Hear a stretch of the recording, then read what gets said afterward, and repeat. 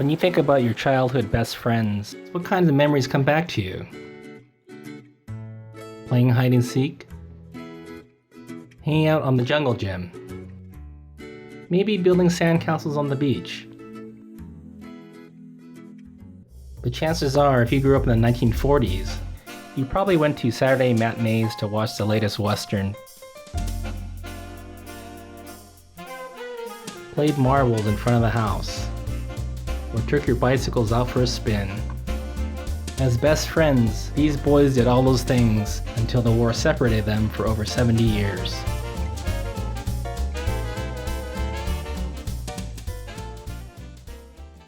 In Sacramento, we had this hotel.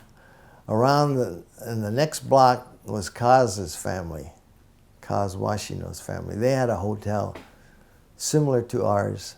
My folks were doing very well.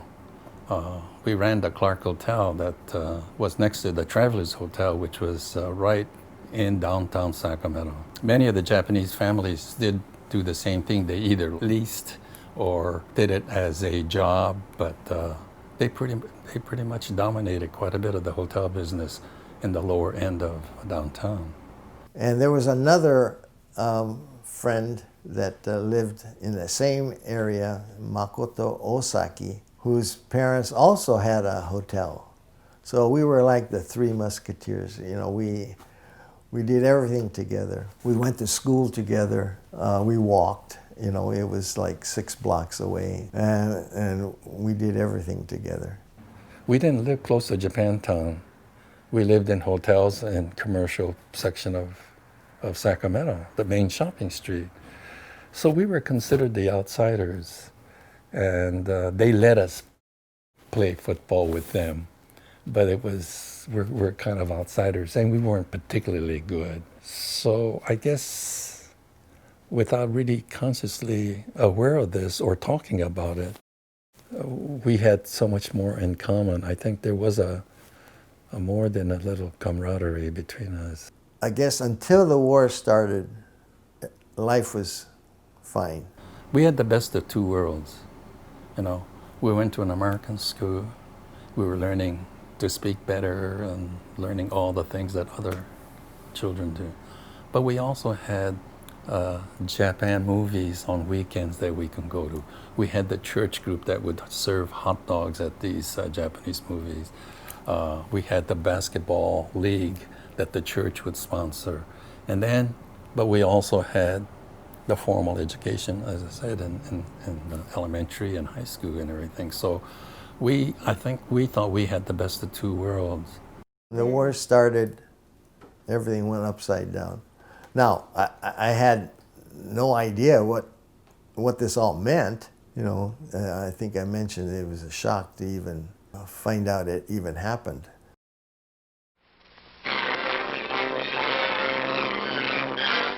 The greatest double cross in history. Jap envoys talk peace in Washington. Jap planes without warning bring war to America. Our great Pacific outpost in the Hawaiian Islands is ruthlessly bombed as Japan's perfidious declaration of war.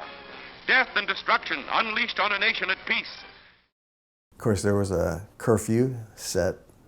There were blackouts, but that didn't really mean anything to me. Really, I didn't understand it. Probably until the time when I used to play out in the streets, Sacramento City, street. And when the curfew hour came, I'm still out there playing. And then my father came searching for me, and he found me out there playing and refusing to stop. I remember him just picking me up bodily, carrying me home, up the stairs at the hotel, basically depositing me in my room. And he was really upset. And then I realized, okay, there's something here that I should be really aware of. I must have done something really bad. From that point on, I knew that, something was really going awry.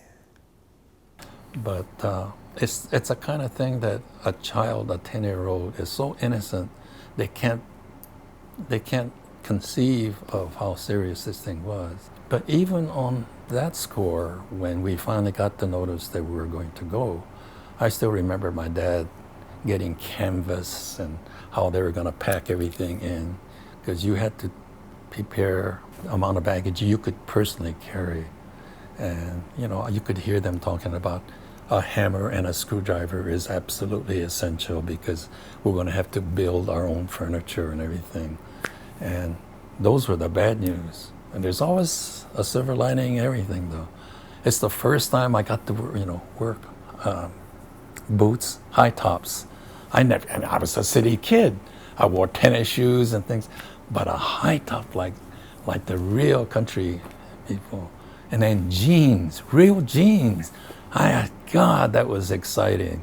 And so, for a 10-year-old, you took the good and the bad, and somehow you survived all that.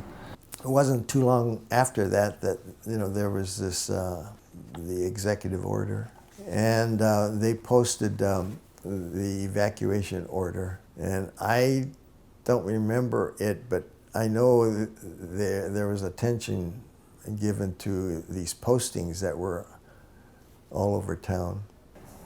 Occasionally you hear the word internment, but evacuation was an ugly word. The rumor was just running amok. Whenever you would approach adults discussing the topic, they would say, well, let's change the subject. We don't want the children to get concerned. But that was even worse, because you knew they were talking about something very, very close to a crisis situation, and we weren't privy to it, and that was probably worse, that if somebody had said so. I lost my BB gun, my camera, my bicycle, because we had to return those things in. As bad as that was, I think of my 4 sisters, 2 played the piano. They're quite good at it. When we received the notice for the interment, we had to sell the piano. And you can ask any 10-year-old who lived where 2 members of the family practiced piano every day. It drove you crazy. But when it stopped, it was even worse, that you knew something was really wrong. Those are the kind of things that I think was a change that was very, very difficult to understand. You knew something was wrong, and it was going to get worse before it got better. Before I know it, we're having to gather our belongings and meet at a assembly point. Ours happened to be in Sacramento. There was an auditorium there, not too far from where we lived, and we all had to gather. It was a Sacramento Memorial Auditorium, ready to board buses. I mean, everybody was there. I guess I didn't really understand what was going on, but we're all there, and we were loaded up in a bus and taken to our assembly center, which was Walerga. It's in Marysville, which is north of Sacramento. But when they took us and we got off the bus, or I forgot whatever it was, and they said, okay, this is it. What I remember vividly, well, there's several things I remember so well, but when we got off, we saw this, they took us, Washino says, you're in block 22, and they took us to block 22. And I saw these adults with canvas bags, and they were stuffing straw in it. And I said, what are they doing? He says, oh, that's their mattress. I said, mattress? And even as a spoiled kid, I looked and my immediate reaction was, I'm too good to sleep in a canvas with straw that, an animal stuff all over it. And my dad discussed the whole thing with the family. He said, don't touch those things. Says, I'll work on something. And that night he had army mattress, a real bed, and a real mattress. It restored some confidence I had that no matter how bad it's going to be, I had a father who was got to help us survive. That I remember. But the other negative reaction was, this is the first time I saw a real privy, you know, and I said, you know, what's that, you know? And it was the most primitive privy I have ever seen. I've been to a lot of countries, developing countries, in the course of my work and everything. But that's got to be one of the worst. I mean, it was a freshly dug privy. It was about 4 holes. It's a 4-holer, as we used to call it. And you looked in there, and I said, is this our bathroom? And I promised myself, I'm not going to use it. I'm not going to go there. I mean, the stench and everything. Okay, and it's a typical comment from a spoiled city kid.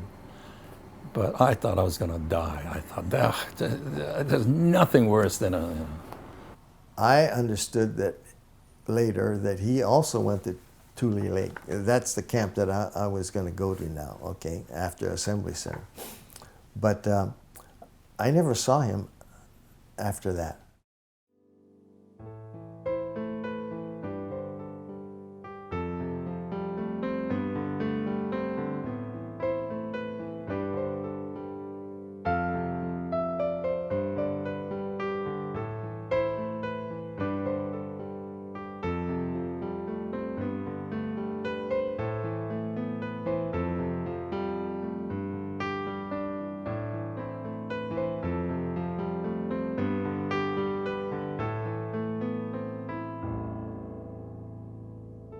Robert Yoshimi Okamoto and his family left Tule Lake in 1943 to farm in Utah before returning to camp at the Rohwer, Arkansas Center.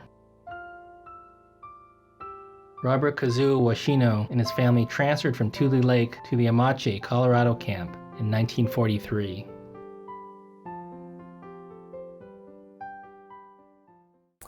I never saw him after that until about 2 years ago. I just happened to find out that he existed.